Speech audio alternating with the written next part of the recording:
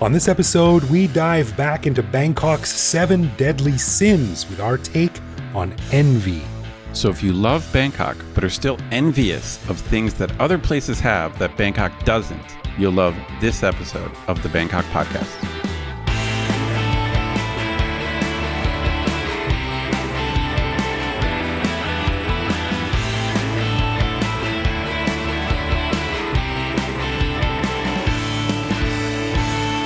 Sawadee krap, and welcome to the Bangkok Podcast.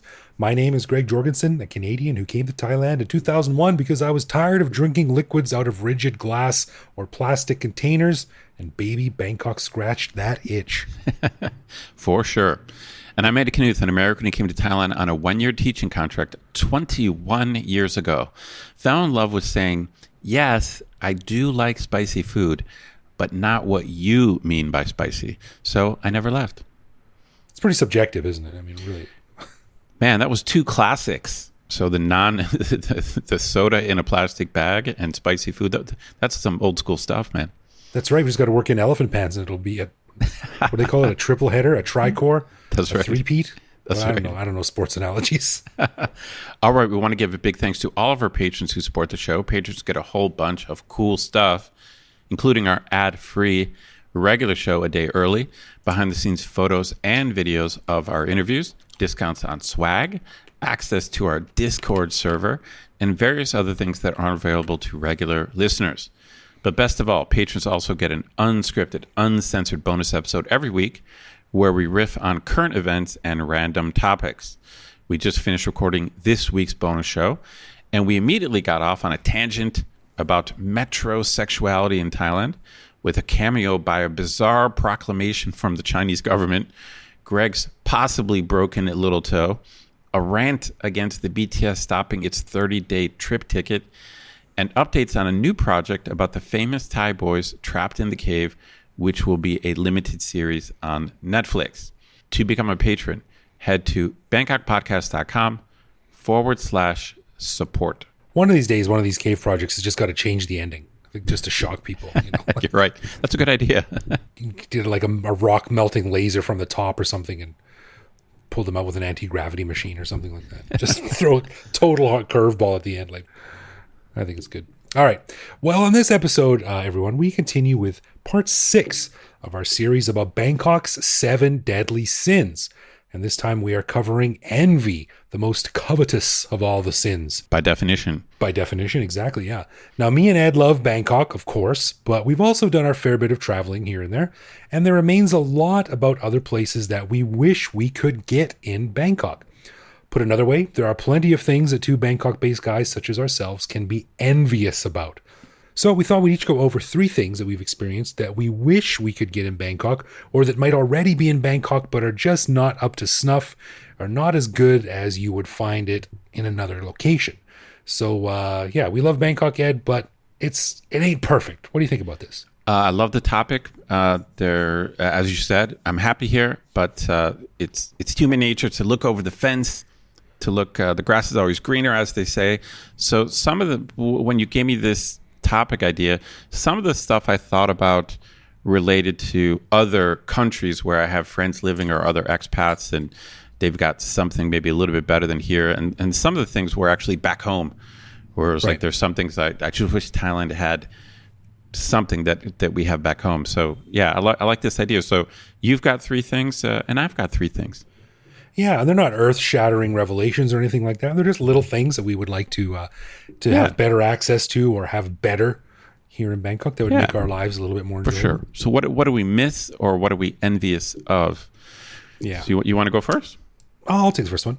Well, it's been a while since I've been there, but I am very envious of Vietnam's coffee culture. And I wish that Bangkok had something similar. Oh, this is good. And again, I am definitely no expert, but I spent 2 weeks in Vietnam teaching a class years ago, and I learned about their penchant for coffee and ice cream. You know, Ooh. And so you're right. There's tons of cafes. Apparently, it's the French influence. Which seems like common sense, but you're right. They've got a massive cafe culture. Yeah, and I mean, Thailand and Bangkok have their own cafe culture too, and I think it's actually starting to be cooler actually with a lot of these independent shops springing up, especially if you go down to areas like Talat Noi and Ari and stuff like that. But I mean, there's also a lot of like Tom and Tom's and Starbucks, and they're not calling that cafe culture, coffee culture would probably be a bit of a stretch. Right. But I mean, in Vietnam, there's just all these really cool old places that have an entire experience based around the uniqueness of serving coffee. And it's rolled in there with pastries and art and hidden little cafes. And it's just really, really cool.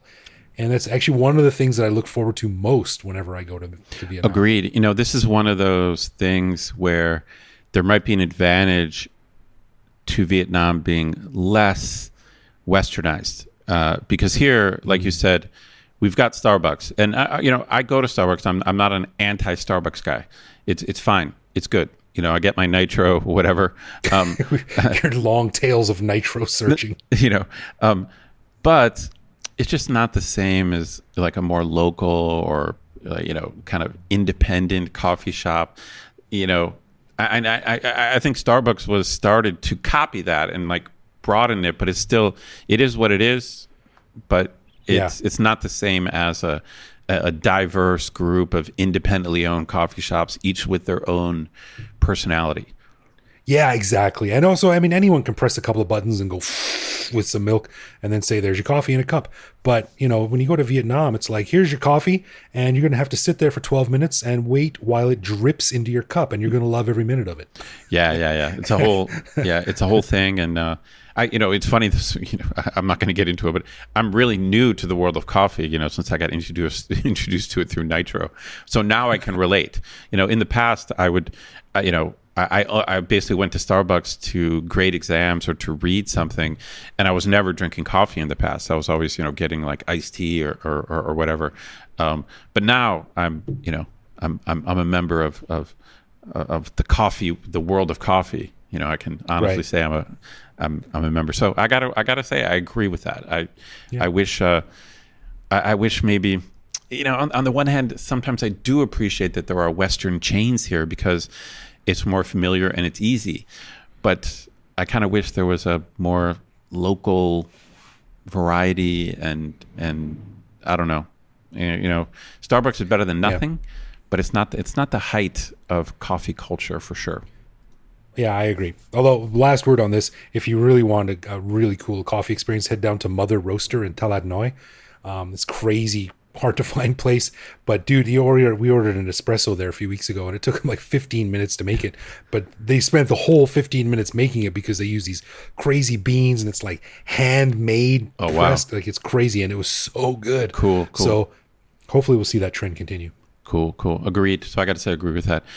So I've got my three things. I'm going to go from like the coolest to the nerdiest thing that I miss, or that I'm jealous of. And I got to say, I'm jealous of places that don't close down at night. And those of you listeners might remember that when I first got here in Thailand, for only about the first 7 or 8 months I was here, there were no closing times. So that was my initial impression of Bangkok. And then Bangkok went through this social order crackdown, which has never changed.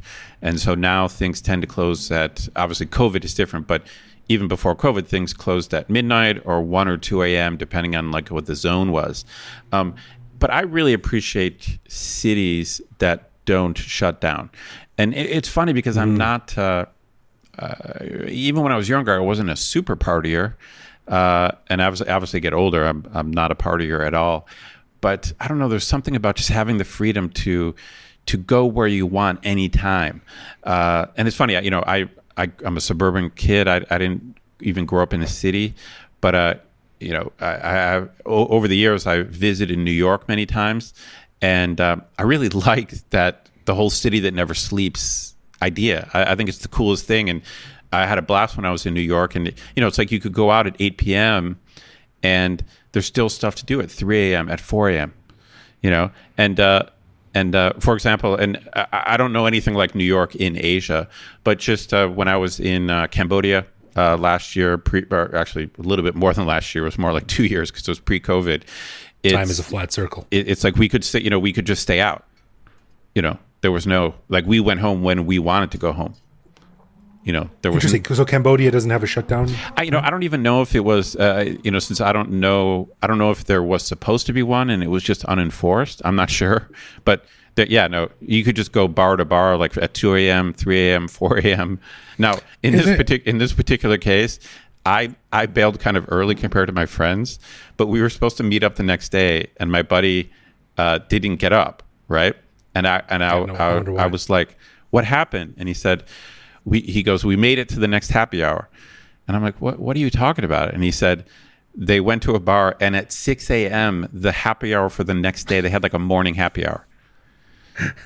Man, I don't care if you're still awake or just getting up. Nothing good happens at 6 a.m. I mean, I'm in all honesty, I was not with them, so I'm not that much of a late night guy.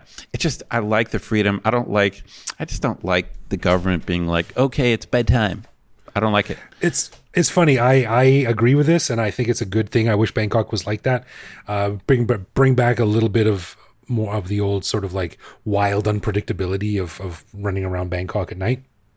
But at the same time, this also doesn't appeal to me personally at all. Because you're a family man. You're a family man. Well, yeah, now I'm old and crotchety, but even when I was young and vibrant, it's like by the time I hit 2 a.m., I was like, yeah, I'm done. I'm out. Like, I just don't get people who want to stay out until 4 or 5 in the morning. Like, that seems bizarre to me. But I do like the choice to do it if I want. I mean, in all honesty, it's not like I did it many times. Like I said, I was never that big of a partier. But man, when you want to do it and there's stuff going on, it's just fun. It's fun to just jump around from bar to restaurant. Or let's go get some food. 3 a.m. I mean, this is totally random, but I remember, being in New York in the 90s with a buddy of mine who lived there. And, we had this totally long night where we went to like blues bar, a comedy club, like we had dinner earlier, all this stuff. And I remember at 3 a.m., walking out of someplace, and I was thinking that I was going to go back to my hotel. And this is totally random, but I remember him saying like, dude, I know a place that has killer carrot and ginger soup. And I was like, what? And he goes, trust me. And we went to some restaurant, and we had killer carrot and ginger soup at 3:30 a.m. And it was so random. But I guess that's New York. I mean, we have plenty of friends who are New Yorkers, and they know this, and so for me, I was just an interloper, an outsider, and I don't want to try to claim that Bangkok was like that. It wasn't New York when I got here, but it didn't have closing times, and it's just freedom, and freedom is a good thing, Greg. It is a good thing, yeah, it is, especially at 6 a.m. when you're going to the second happy hour. I wasn't there, but it was a fairly epic, and I'm like, what kind of place? I could just see my friends stumbling around, and they think it's a great thing. They're like, oh my God, we get to save $1 on our next drink after staying out all night. Yeah, it's happy hour. Well, I guess, more power to those who want to stay out late, but I'll be safely ensconced in my bed, or probably playing video games. Yeah, see, playing video games until 4 a.m., that's cool, but staying out with your friends partying until 4 a.m. is not cool, says the nerd. Good one. Well, my second one is very niche for me, and it probably won't affect a lot of people unless, Ed, you are a parent. And I miss the infrastructure that comes with being a parent and sending your kid to school. Because it seems to me, in my experience, that schools in Bangkok and or Thailand, I think just let's say Bangkok for now, are not set up to cater to a broad swath of parents. Schools in Thailand, most of them anyway, I can't use a blanket subject here, but most of them are set up to service a family with one working parent and one stay-at-home parent. Oh, I see. Like when we were shopping around for a school for my kid, we found one that we thought would be really nice, and it wasn't too far from our house, but it was a drive. And we're like, okay, so what's the transportation, the busing? And they're like, oh yeah, we don't have any. Oh wow, okay. so how do parents get to your school? And they're like, oh, the drive, or the driver drives them, or one of the parents drives Oh, them. I see. Right. And actually, Right. my friend's kids go to that school, but his wife doesn't work, so it's not a big deal. But my wife works and I work, and I remember back home in Canada, it was like there were the furthest bus stop to get to school, the school bus stop, was like 5 or 6 blocks from your house Sure. Sure. Sure. at most. Right. So basically, you're envious of school bus infrastructure. Yeah, and I understand Bangkok is a different beast, and Bangkok is not the small little hick town I grew up in, but and like we went to another school and they did have bus service, but it was like, yeah, we make 4 stops and the closest one to your place is like 3 kilometers away. Oh, wow. Okay. And it's like, okay, well, so I can drive 3 kilometers in traffic and drop my kid off and wait for him to get on another bus to be stuck in traffic. And, it's not really set up to cater to the widest variety of parents. And I think it left me out of it. So I had to choose another school, which I ended up being happy with. That's fine. But I just missed that variety and that system. Interesting. I mean, certainly, obviously, that's a family thing, but it's totally legit. I mean, that's a serious quality of life issue, as we mentioned on the previous show. That really matters. Yeah, that kind of shit matters. Yeah. And of course, tied into it is the whole thing where, like, I was walking to the school bus when I was 10, 11 years old. You just can't do that in Bangkok. No doubt. So that's a whole nother issue, but it's Sure. related. So, but yeah, I'm kind of envious that other countries still have that. It makes it way easier on the parents. It's just a load off when it comes to stress and Right, figuring out the right. logistics of dealing with your kids' schooling. So I'm envious of that. Okay, I buy it. All right, my second thing is I am envious of safe roads. Because that's a good one. and this has multiple levels to it. One is you and I both like to bike, and I should do it more than I do. But other than my laziness, one of the reasons why sometimes I'm hesitant on bike rides, or at least I'm cautious, is I'm scared. It's like you and I have had several close calls on our bike trips, where we almost got run down, and Yeah. it's just it's.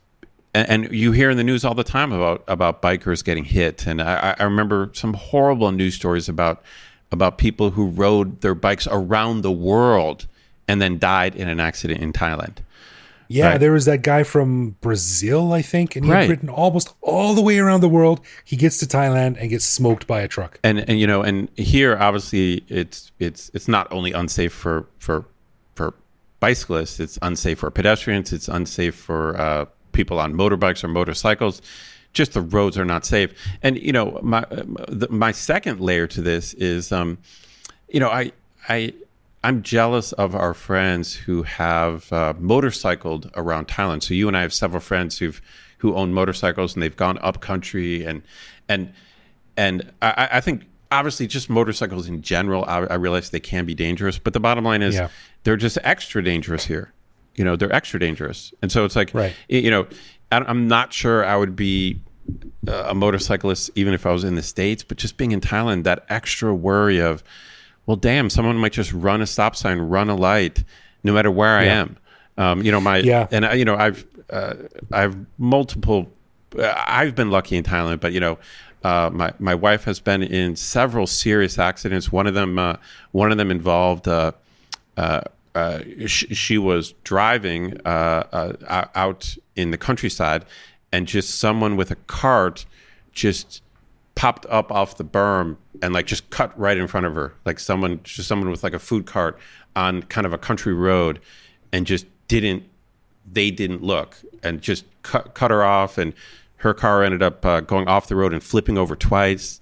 Oh wow! And that's in a car. And luckily, she was fine from that incident. But the car was basically totaled, and she just got completely cut off in the middle of a road when she was going at high speed by some random idiot with a cart. You know what I mean? Yeah. That's the kind of thing you can't. Even if you're good, even if you're doing the right thing, this is what scares me about Thai roads. Is even if you're doing the right thing, even if you're being careful, it's just not safe. So I am envious. And I happen to have a buddy who used to live in Thailand who is now in Japan, who is going on these killer, beautiful long distance bike rides. And I know you can do that in Thailand, but it's like I feel like he can just do it without fear of just getting Right. randomly Yeah. crushed by a truck. Yeah.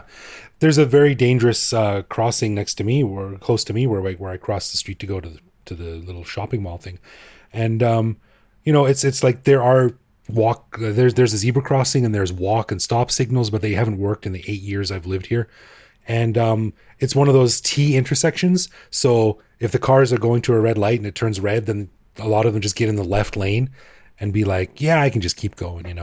So it's kind of every time I cross it, especially when I'm with my son, I hold his hand very tightly and I just make sure. Yeah. Like, it's nerve wracking and it sucks. Yeah, And, the unsafe roads is another topic, but it's when you mentioned, hey, let's do a show on things we're envious of in other countries. In my head, it was like, bing, safe roads. Yeah, Safe roads. That's what led to one of my all-time top Thailand rules is never be the first one through a green light or the last one through a red light. Yeah, that's very good advice. Very good advice. Yeah, so that's a good one. Yeah, it's something that I definitely miss, and I wish Bangkok focused on a bit more. All right, well, my last one is well, I don't know how to describe it, but it's important to me. And let me preface this by saying that is it one of the things that foreigners often say they miss most about home is their friends or family. But this is going to sound awful, but my friends and family are not the things I miss most about living in Canada, because my mom and my stepdad live in Panama, and I've been living on my own since I was 18. Okay. So I have basically, I'm very close with my parents, but I've basically the same like long distance relationship with them now that I've had almost my entire adult life. Okay. And my friends are still my friends, but I've been gone for 20 years, man. And my friends in Bangkok, like yourself and many others, Right. are now my core friends. Sure, They're the sure. ones that I get my spiritual juice from. So saying I miss my family and friends the most is, yeah, okay. But what I really miss and what I'm envious about come November or October is autumn. All right. I can appreciate that as someone who grew up in Ohio, and I'm used to 4 seasons. Yeah. Leaves turning color, leaves falling from the trees. I got to agree. There is no autumn. There is no Thai autumn. No, man, it's the whole experience. It's putting on like gloves and a long coat, crunching your way through the leaves and like stopping at a little cafe and you got the little rosy cheeks. It's such a cliche, but it's so good. Having a cup of hot chocolate, like, damn, I miss that, man. I'm envious of people that get to experience that every year, even if it's the prelude to a crappy Canadian winter. Well, But as long as it's so nice. Okay. You're kind of pushing the envelope there, because as long as it's early autumn and it's not that cold. So yeah, so I'm like, I don't know about the rosy cheeks. That might be pushing the envelope a little bit, but yeah, it is true that American autumn, I guess it depends on where you are. I mean, again, in the Midwest, we have a real autumn. It's beautiful. I mean, spring is cool because it's like the plants are growing and it's like you're just getting out of a winter. But I don't know. I agree with you that to me the most beautiful season for me in the States is autumn. It's beautiful. When the leaves turn colors, it's beautiful. Yeah, everything about it, the special decorations, the chill in the air. Yeah, it's a little bit cooler, because we have hot summer. So when the temperature goes down and there's that window, for me it would be September, October. That's when we would have, at least in Ohio, we would have the optimum temperature. Yeah. Okay. Yeah. Fair enough. But you could that Halloween is just around the corner, and then Christmas. Yeah. I mean, you could throw your phone up into the air in a park and get a beautiful, color splash of leaves. True that. It's just so nice. Yeah, you're right. right. I miss that, and I'm really envious that people get to go through that every year, because I haven't gone through an autumn in 20 years. Yeah, people talk about Thailand having 3 seasons, but it's not, even that is not the same. Like, there's really only one season, just hot as hell. That's the one season in Thailand. That's it. Yeah, and it's like some days are not as hot as other days. That's basically the season. That's about it. Yeah. Okay, that's a good one. Yeah. All right. So my last one, I don't know if most people care about this, but in a way, that's part of the problem. I miss being able to speak totally freely about politics and to participate in politics. So there's 2 levels to this. One thing is, in Thailand, there's not completely open freedom of speech. There are things we can't talk about by law, and other things are by practice. So even if you avoid like specific laws, if you're just super openly critical of the government, then bad shit tends to happen to you. Right. But then on top of that, just foreigners are prohibited from participating in Thai politics by law, actually. I mean, also by culture and custom. And so I miss just, obviously I teach politics, that's part of it, but I just miss being able to speak freely and not having to worry about it. And there is a caveat. I realize when you're a foreigner in a country, you're in a slightly different situation, and maybe just for discretionary purposes, as we talked about, especially when you just get here, you should not start pontificating and acting like you know everything. So I realized that maybe you should just shut up for a while at least. But damn, I mean, now after I've been here this long, I really feel like I've kind of earned the right to I want to talk and argue openly and freely about everything going on in Thailand, and I'm prohibited from doing that by Thai law, but also Thai custom that foreigners are just supposed to shut up. And I disagree. I totally disagree with this. And I just, whenever I talk to Thai people about this, I just say, like, if you were in the States, you could say whatever the hell you want, and no one would say you have no right to speak because you're not American. They wouldn't say that. I mean, No, obviously, that's probably a finable offense. I mean, there could be someone who said that, but I mean, the bottom line is that it's not just that there's not freedom of speech by law here. There's not really freedom of speech by culture. Like, it's just not a place of just open, freewheeling discussion. It's a culture of kind of be careful what you say and mind your own business. That's the culture, and I don't like it. I miss it. I'm envious of open debate. That's interesting, because you're not saying you want to criticize or like say, oh, this is bad or that guy should go or something like that. You just want to talk about it. You just want to debate it. You want to hear differing opinions and sit over coffee and say, no, I disagree, but this is blah, blah, blah. After 20 years, it just still rubs me wrong every time I have to self-censor. And, obviously we have to self-censor on the podcast, but I just mean in general life. And I really think that the fact that we're foreigners, it should be irrelevant. It should be irrelevant. It doesn't matter. Like, and someone gets off a plane in the States, then they're allowed to say whatever they want. They hate Biden, they love Biden. They hate Trump, they love Trump. You're allowed to say whatever you want. That's just a human right. It is a human right. I mean, and so I'm envious of cultures where that is appreciated and respected, both for the locals, but also for foreigners. That's a big one. That's a good one. Yeah, definitely. You don't know what you got till it's gone, right? Until it's taken away from you. That's exactly right. I mean, I try to explain to my students how important this is, but again, since they've never really had it, I'm not sure they really appreciate it. That's right. Well, things change. We'll see what happens in the next 150 years. We can hope. Because things change slowly in Thailand. We can hope. That is a good one, man. It's a very good one, yeah. So, hey, there we go. There's 3 reasons each of us are envious of other places. We love Bangkok, but every place could always be improved. And those are just 3 of the things that we'd like to see more of here. Man, can you imagine walking down, walking in Lumpini Park with autumn leaves and stuff? God, that'd be awesome. It would be. It would be for sure. Yeah. While debating politics. Just sweet.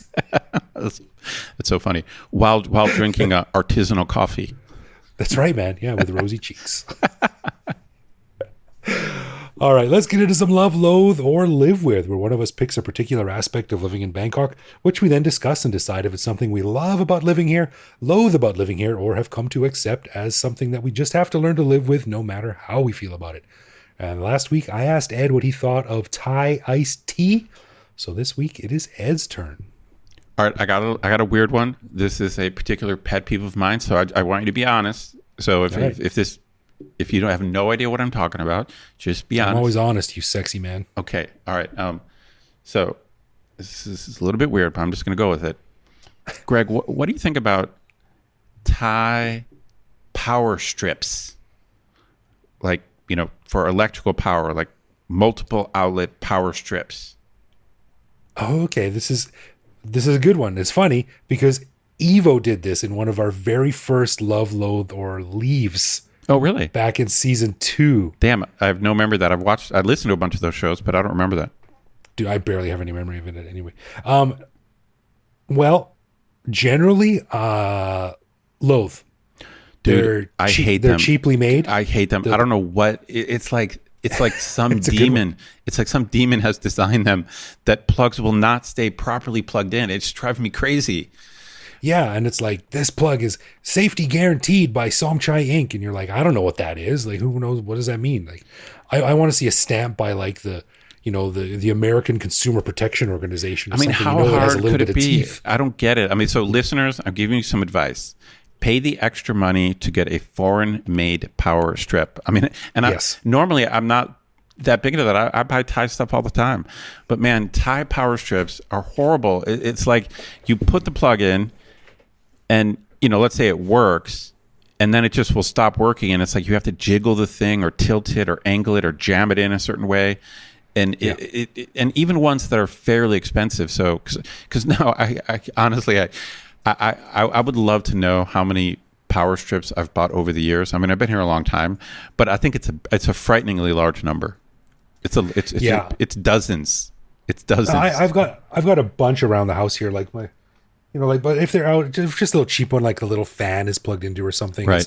It's no big deal. But when you're like the one that powers my podcasting, workstation, I've got a dock, an iPad, an iPhone, a monitor, a MacBook, a lava lamp, and a microphone plugged in, all running off that electrical current, and a external hard drive, and a few other little things. Like, I want quality, man. I want to know that this thing is well made and well protected from surges and stuff like that, let alone the plug slipping out. Oh man, this has been bothering me for years, and it's just recently, for some reason, it just came back up because I have a light plugged into a power strip, and it just periodically just goes off, and I have to go jiggle it. And it reminds me, like I think you're old enough, you'll appreciate this. You'll appreciate the jiggling the TV antenna to get reception.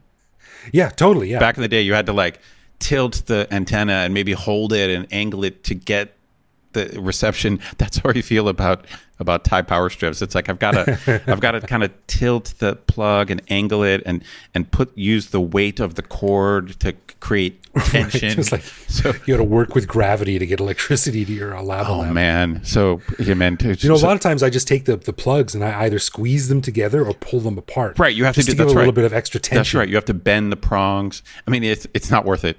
Just pay the money. Just go like a piece. Go like American or whatever. Just. It's funny because I have to go to Home Pro tomorrow now that the malls are open again to buy a power strip because I got a bunch of new stuff. I want to do some wiring. Pay the extra. And yeah, I look for the most expensive one. That's right. Like everything else, I'm like cheap. But when it comes to that stuff, like the electricity flowing around my condo, I'm like, I'll pay extra for that peace of mind. Good one. All right. Loathe. Double loathe.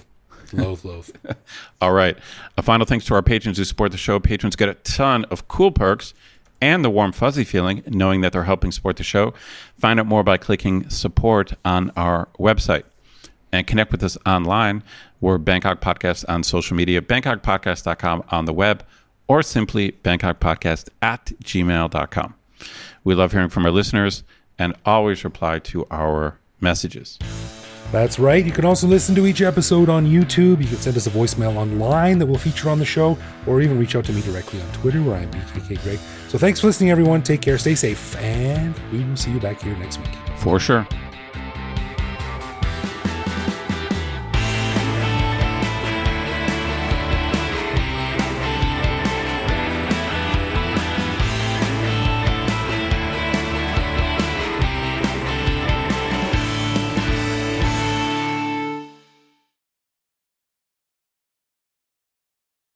Because it seems to me... Well, that was bizarre. Wow, that went right to my head. I'm dizzy now. Too much Sambuca. You all right? That's too much Sambuca. I'm good.